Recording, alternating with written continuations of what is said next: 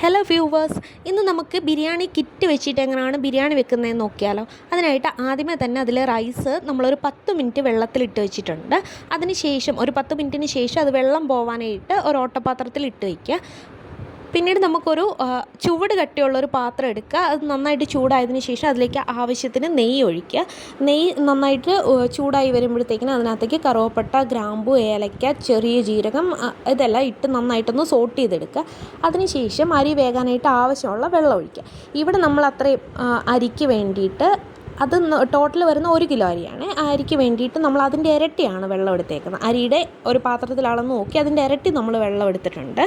അതിനുശേഷം അതിനകത്തേക്ക് ഉപ്പ് കൂടി ചേർത്ത് നന്നായിട്ടൊന്ന് ആ വെള്ളം തിളയ്ക്കാനായിട്ട് വെക്കുക. അപ്പോൾ അതിനകത്തെ ആ സ്പൈസസിൻ്റെയൊക്കെ ഒരു ടേസ്റ്റ് ആ വെള്ളത്തിലേക്ക് വരും. ഇപ്പം നമ്മൾ ചേർക്കുന്ന മഞ്ഞൾപ്പൊടിയാണ്. നമുക്ക് റൈസിന് ചെറിയൊരു കളർ കിട്ടാൻ വേണ്ടിയിട്ടാണ് നമ്മൾ മഞ്ഞൾപ്പൊടി ചേർത്തത്. അത് ആവശ്യമില്ല, ഓപ്ഷണലാണ്. നിങ്ങൾക്ക് അങ്ങനെ റൈസിന് ചെറിയൊരു കളറൊക്കെ ഉള്ളത് ഇഷ്ടമാണെങ്കിൽ ചേർത്താൽ മതി. അതിനുശേഷം നമ്മൾ വെള്ളം പോകാനായിട്ട് വെച്ചിട്ടുള്ള അരി അതിനകത്തേക്ക് ചേർത്ത് കൊടുക്കുക. എന്നിട്ട് നന്നായിട്ട് ഇളക്കുന്ന സമയത്ത് പ്രത്യേകം ശ്രദ്ധിക്കണം. അതായത് അരി മുങ്ങിക്കിടക്കുന്ന വിധത്തിൽ അതിനകത്ത് വെള്ളം ഉണ്ടെന്നുള്ള കാര്യം ഉറപ്പ് വരുത്തുക. കാര്യം നമുക്ക് ഈ അരി ജസ്റ്റ് ഒന്ന് 10 മിനിറ്റ് വെള്ളത്തിലിട്ട് വെച്ചപ്പോൾ അതൊന്ന് കുതിർന്ന് വന്നിട്ടുണ്ട്.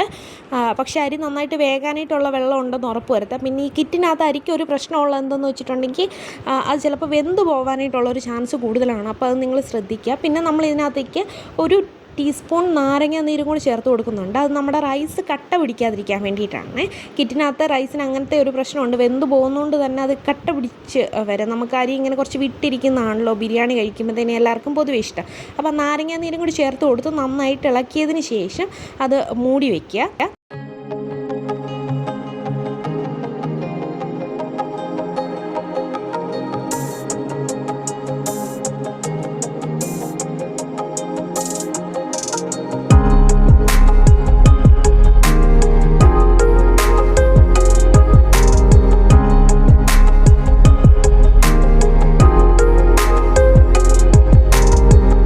അങ്ങനെ നമ്മുടെ റൈസ് ഇവിടെ വെന്ത് വന്നിട്ടുണ്ട്. വെള്ളമൊക്കെ കറക്റ്റായിരുന്നു. അപ്പോൾ അതിനകത്തെ വെള്ളമൊക്കെ പോയി നല്ലതായിട്ട് റൈസ് വെന്ത് കിട്ടിയിട്ടുണ്ട്.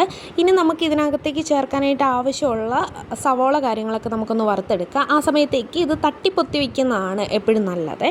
അപ്പോൾ ഒരു ചട്ടിക്കകത്തേക്ക് നമുക്ക് ആവശ്യത്തിനുള്ള നെയ്യ് ഒഴിച്ച് കൊടുക്കുക. നെയ്യ് നന്നായിട്ട് ചൂടായി വരുമ്പോഴത്തേന് അതിനകത്തേക്ക് ചെറുതായിട്ട് അരിഞ്ഞു വെച്ചിരിക്കുന്ന സവോള ഇട്ട് കൊടുക്കുക. സവോള ലോ ഫ്ലെയിമിലിട്ട് നന്നായിട്ടൊന്ന് ഗോൾഡൻ ബ്രൗൺ ആയി വരുന്നവരെ നന്നായിട്ടൊന്ന് ഫ്രൈ ചെയ്തെടുക്കുക. അത് നന്നായിട്ട് ഫ്രൈ ആയി വന്നതിന് ശേഷം അത് കോരി മാറ്റി വെക്കുക. പിന്നെ അതിനകത്തേക്ക് കാഷ്യൂ നട്ട്സും അതേപോലെ തന്നെ കിസ്മിസും ഇട്ടൊന്ന് ഫ്രൈ ചെയ്തെടുക്കുക. എന്നിട്ട് ഇത് നമുക്ക് നേരത്തെ മാറ്റി വെച്ചിരിക്കുന്ന ബിരിയാണി ചെമ്പിലേക്ക് നമുക്ക് ഇട്ട് കൊടുക്കുക. അപ്പോൾ നമുക്കിത് സെർവ് ചെയ്യുന്ന സമയത്ത് അതൊന്ന് മിക്സ് ചെയ്തിട്ട് സെർവ് ചെയ്യുക.